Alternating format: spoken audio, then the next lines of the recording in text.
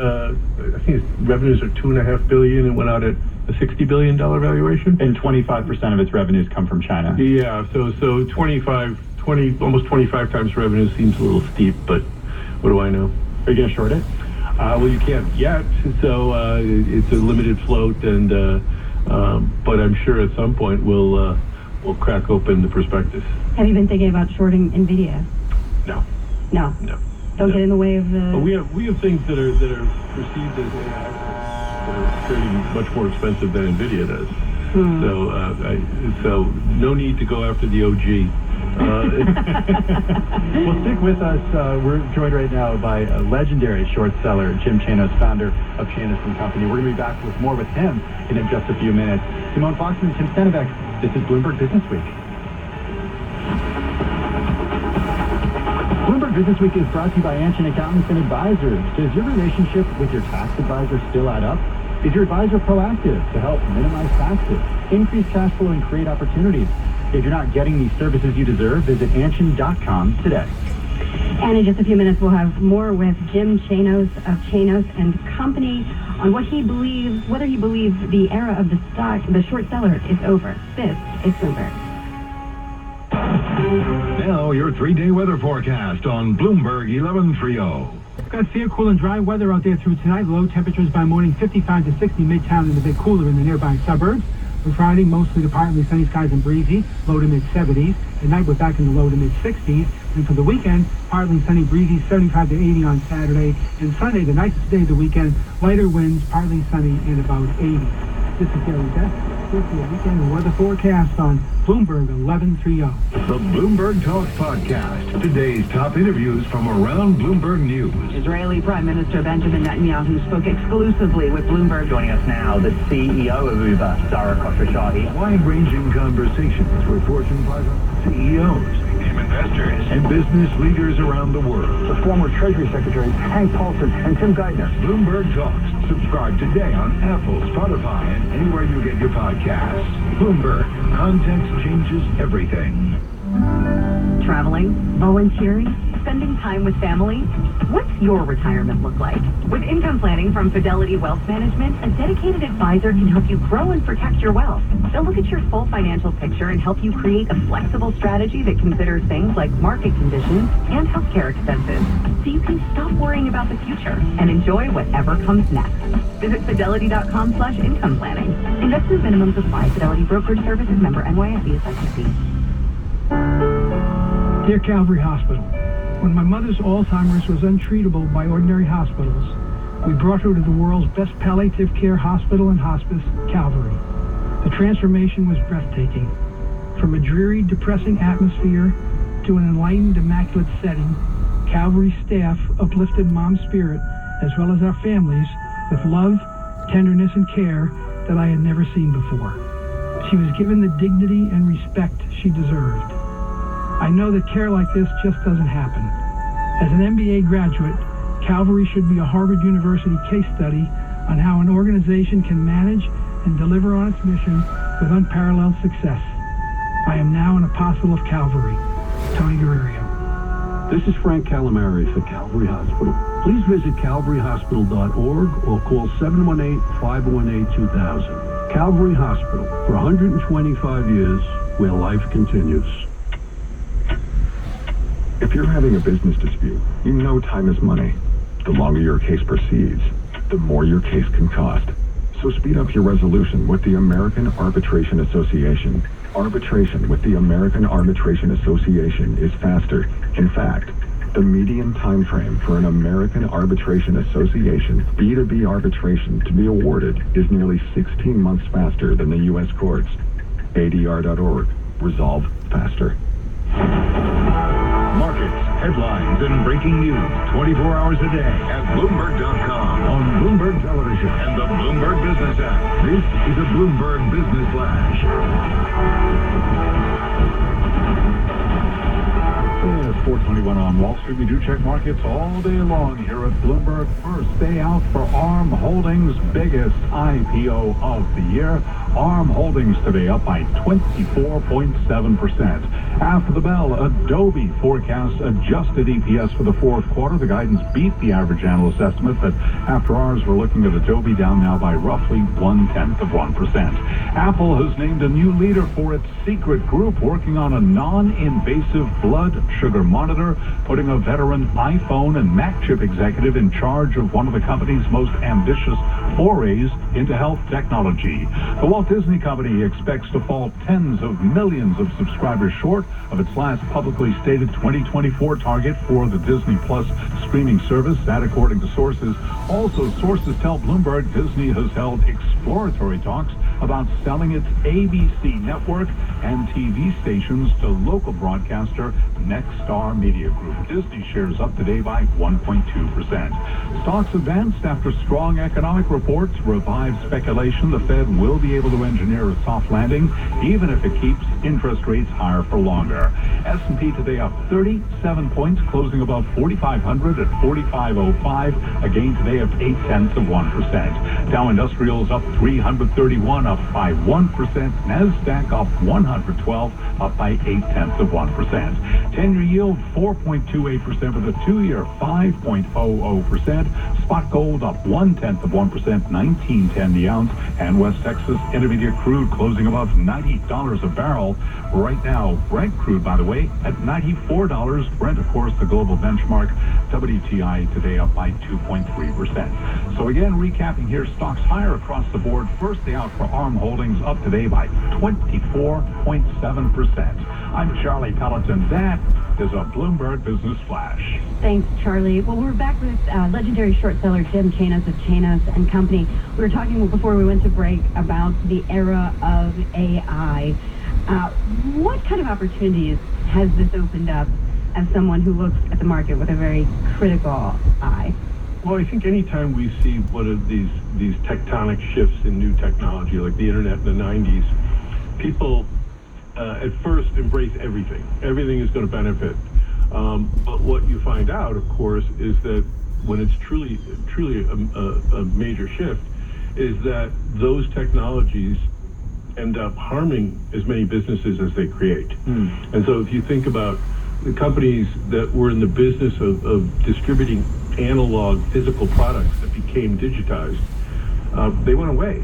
Blockbuster Video, Eastman Kodak, I mean, companies like that, record stores. I mean, and I suspect that if AI is as big as most people think it will be, you will see lots of businesses that had moats find out that the moats have been breached. So your software as a service, what prevents a corporation from having AI design its own software for various different applications, right? And there's lots of things that suddenly you don't think about. I kind of joked a little bit a few months ago when IBM's CEO came out and said that AI may make some of the IBM workforce redundant. And I joked, well, what happens when the clients find that same thing out? Yeah, that's a really good point. I want to shift gears a little bit and talk about your strategy around shorting and what you're seeing in the market today. I think a lot of people, of course, understand your history with being a fraud hunter and going after companies like Enron in the past. I'm wondering if over the last few decades, with regulatory changes, you've seen fraud reduce, or are there increased instances of potential fraud out there? I've called this the golden age of fraud. I think there's more fraud in the financial markets now than there has ever been. And I teach a course on the history of financial market fraud. So the cycles go back to the late 17th century. I think that it always changes, but what really has me bothered now is that a lot of it hides in plain sight in the way in which companies report their business and their metrics. So prior to say 10 years ago, you really had to sort of, if a company was making unusual changes to its earnings statements, they would have to explain it away. And nowadays, adjusted earnings are basically the norm. And companies add back all kinds of things that they don't really it is a little wild. care to expense. Oh, it's amazing. Coinbase, in the fourth quarter of last year, I think share-based comp was almost 80% of revenues, and they just added it back. I mean, and so it's, we go back to the why WeWork didn't go public the first time. Yeah. Community-adjusted EBITDA. Yeah, that was... At this point, it's a joke, but then it wasn't a joke. I know, and investors lost a lot of money. And the SEC, promised kind of a crackdown on this a number of years ago. They admonished companies, as I recall, to not lead with these kinds of results. But, I mean, for God's sakes, General Electric in the first quarter had 16 pages of adjustments on its earnings release. I mean, it's really... and companies that just take restructuring charges annually. Every year they take a restructuring charge. Well, if you take it every year, it's recurring. And I think that in Silicon Valley is in particular, pretty bad at this, where companies that lose hundreds of millions of dollars every quarter are reporting, break-even adjusted profits. And so you just wonder if they're really businesses or are they executive enrichment schemes? Question mark for you. Although this is the golden age of fraud, activist activity has dropped by 85% since it hit a peak in 2015. These are numbers from Direct Market Intelligence. Yeah, it answers the question I posed just before the break. I mean, is the era of the short seller behind us? I think everybody asks that during every bull market. 1999 and early 2000, it was the same sort of question. Will short selling ever work? And it's sort of the corollary: does value investing ever work again? When people pay higher and higher prices for questionable corporate assets. And the question is that generally, it comes back, and businesses generally find their true value over time. I mean, just look at the meme stock, run up and now disaster from 2021 to today, and there was no price too high to pay for some of these stocks because they had a short position, and ultimately most of them have come crashing down to earth. We'll get back to that specific one in a second, but first I want to ask about the, rising short seller in the market right now, Nate Anderson and Hindenburg.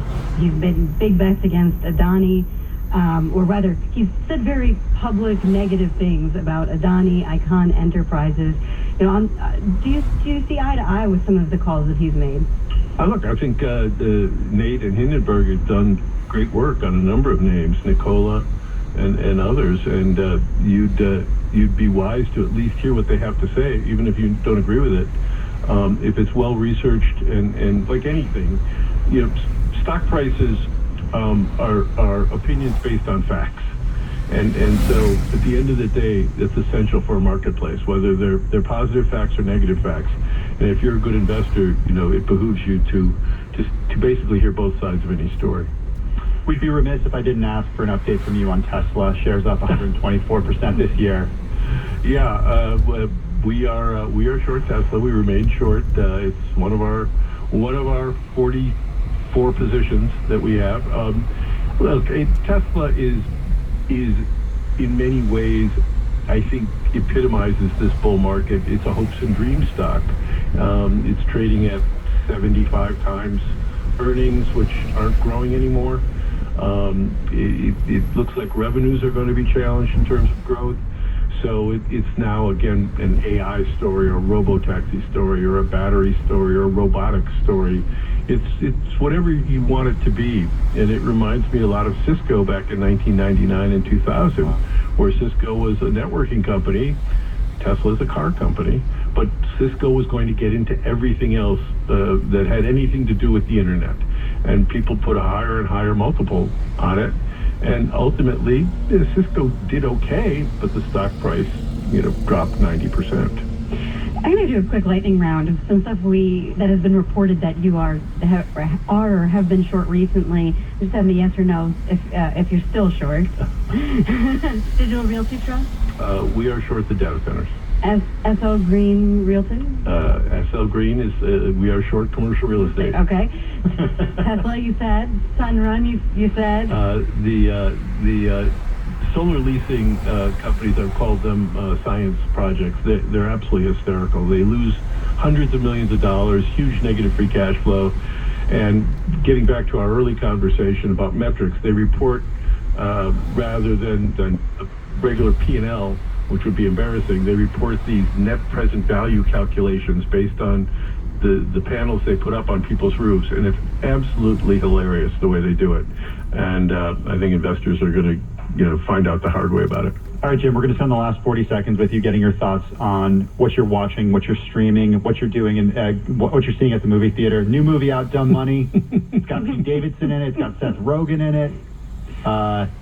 Are you going to see it? Have you seen it? It's all about meme stocks. I told one of your colleagues earlier, I don't see the need since I live Dumb Money 5 days a week in the marketplace. So at some point, I'm sure I'll see it. I think it celebrates the meme stock investors winning over Wall Street and the evil hedge funds.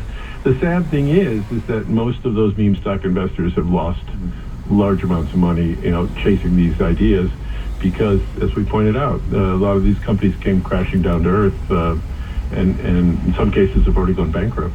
Hey, Jim, really appreciate you taking the time and joining us, especially for such a long period of time. Jim Chanos, the founder of Chanos and Company, legendary short seller here in our Bloomberg Interactive Brokers studio.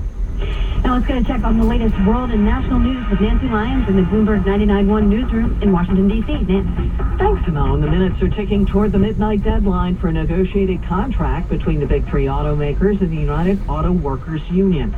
The union wants to see pay increases, a return of benefits for new hires, and a 4-day work week for their 150,000 members. Joseph Foudy is a professor at NYU Stern School of Business. This is really going to define kind of what pay and benefits look like in this industry for many years to come. GM and Ford are waiting to receive a response on their offers of raises of 20%. Stellantis says it's also waiting for a response from its proposal to raise salaries 17.5%. President Biden is trying to distinguish his economic policies, now known as Bidenomics, with those of his GOP detractors. He spoke today at a community college in Largo, Maryland. For all the time they spend attacking me and my plan, here's what they never do. They never talk about what they want to do. But Biden did talk about what Republicans want to do. He says they want to cut taxes for the wealthy and raise costs for the middle class. He's now calling that MAGAnomics. President Biden's son Hunter has been indicted on federal charges that he purchased a firearm without disclosing he was unlawfully using drugs. The charges follow the collapse of a plea deal in which Hunter Biden agreed to plead guilty to 2 misdemeanor tax crimes and go through a diversion program for a firearms violation. Biden's attorney says the gun law under which his client is being charged is unconstitutional. Former President Trump will not need to stand trial on election interference charges next month. Today, Fulton County Superior Court Judge Scott McAfee ruled that 2 of Trump's co-defendants will stand trial in October, but he severed the remaining 17 cases, including Trump's. Global news 24 hours a day, powered by more than 2,700 journalists and analysts in over 120 countries. Wednesday, the Fed decides. We will continue to make our decisions meeting by meeting. Will the Fed hold rates steady as expected? And will they keep one more hike in the dot plot? Leaving the door open to another rate move. Full coverage on a special edition of Bloomberg Surveillance. Do we have a clear sense of what data dependency means? The Fed rate decision and Powell press conference. This Federal Reserve needs to be somewhat cautious. Wednesday, starting at 1:30 on Bloomberg 1130. Context changes everything. Citrin Cooperman presents Tax Chat with Tom Walsh, state and local tax partner at Citrin Cooperman. Does the collection and remittance of sales tax occupy way too much of your time as a business owner? Are you even sure you file in all the necessary states? At Citrin Cooperman, we help clients better understand